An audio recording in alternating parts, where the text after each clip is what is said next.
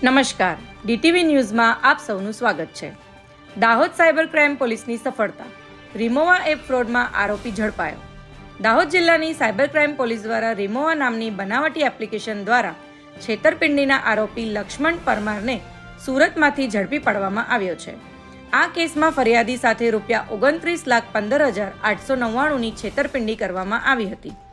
ફ્રોડની પદ્ધતિ: આ આરોપીએ રિમોવા નામની એપ્લિકેશન બનાવી હતી, જેમાં ટ્રોલી બેગ અને અન્ય પ્રોડક્ટ પણ રોકાણ કરી ઊંચા વળતર મળવાની લાલચ આપવામાં આવતી હતી। લોકોનો વિશ્વાસ જીતવા માટે તેણે દાવો કર્યો કે અન્ય લોકોના રૂપિયા આ એપ દ્વારા ડબલ થયા છે।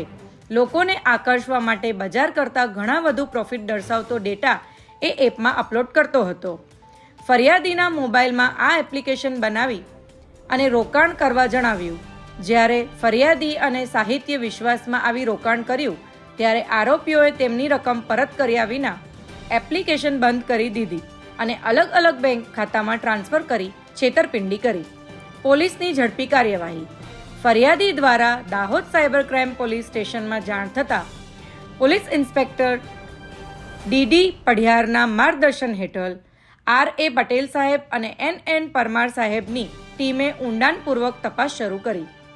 ટેકનિકલ વિશ્લેષણ, bank transaction details, call data record, રિમોવા એપનું ડિજિટલ એનાલિસિસ। ટેકનિકલ ડેટાના આધારે આરોપીની સ્થિતિ સુરતમાં ટ્રેસ થઈ। સુરતમાં આરોપી પર નજર રાખી તેને ઝડપી પાડવામાં આવ્યો।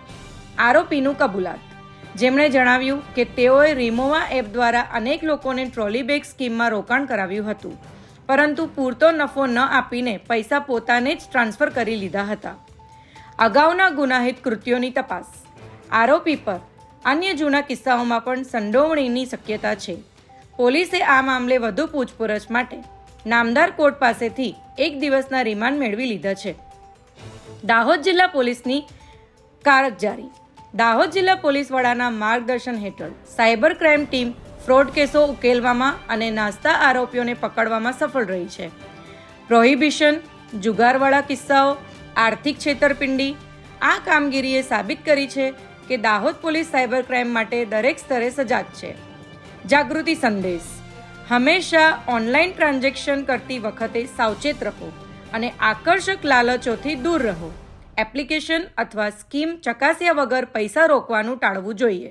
બનાવની હકીકત એ પ્રકારની છે કે હાલના જે ફરિયાદી છે એમને તથા અન્ય સાહેદોને ઓનલાઈન રિમોવા નામની એપ્લિકેશન ઇન્સ્ટોલ કરી અને એની અંદર ટ્રોલી બેગ કે અન્ય બાબતોમાં અલગ અલગ સ્કીમ હેઠળ રોકાણ કરાવી અને એ રોકાણની સામે ખૂબ જ મોટું ઊંચું વળતર મળશે એ પ્રકારની લાલચ આપી એપ્લિકેશનમાં રોકાણ કરાવ્યું હતું, અને રોકાણ કરાવ્યા બાદ કોઈ વળતર પણ નહીં આપી અને જે પૈસા હતા એનું ફ્રોડ થયું હતું। આ પ્રકારનો ગુનો દાખલ થયો હતો, જેમાં જિલ્લાના પોલીસ વડા ડૉક્ટર રાદીપસિંહ ઝાલા સાહેબના માર્ગદર્શન હેઠળ સાયબર ક્રાઇમની ટીમ દ્વારા ટેકનિકલ એનાલિસિસ કરતાં ડિટેક્ટ થતાં ગુનાના જે આરોપી છે લક્ષ્મણ પરમાર, કે જેઓ મૂળ ગોધરાના રહેવાસી છે, એમને પકડી પાડ્યા છે અને એમના ટોટલ 3 દિવસ જેટલા રિમાન્ડ પણ મળ્યા છે, જે પ્રોસેસ હાલમાં ચાલુમાં છે।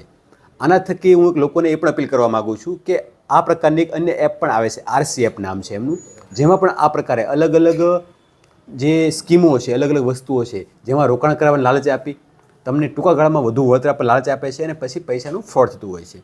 તો આ પ્રકારની કોઈ એપ્લિકેશન્સ કે સ્કીમમાં રાતોરાત કોઈ વસ્તુનું ડબલ કે 3 ગણા 4 ગણા રોકાણ મળતા નથી। આ પ્રકારની કોઈ લાલચમાં ફસાવું નહીં। જે બી વળતર મળતું હોય છે, જે બેંકના નોર્મ્સ મુજબ જે બેન્કિંગ ક્ષેત્રમાં છે એ મર્યાદામાં મળતું હોય છે। તો આ માટે જે સરકારી સંસ્થાઓ છે, ઇન્સ્ટિટ્યૂટ છે ઓથેન્ટિકેટ, એમનો સંપર્ક કરો। રોકાણ માટે પણ જે ઓથેન્ટિક ફર્મ છે એમાં રોકાણ કરવું અને એ બાબતે પૂરતી તકેદારી રાખવા માટે જાહેર જનતાને અનુરોધ કરું છું। સર, આ આરોપીએ કેટલા લોકો સાથે છેતરપિંડી કરી છે અને કેટલી રકમ? હાલમાં જે રકમ છે એ 29 લાખ ઉપર સમથિંગ પહોંચી છે, પણ અન્ય પણ લોકો આમાં અન્ય પણ ભોગ બનાવે જે નાની નાની રકમો છે એવા પણ સામે આવી રહ્યા છે। તો આ રકમ આગળ વધી પણ શકે છે અને સંખ્યા છે ભોગ બનનારની એ પણ વધી શકે છે।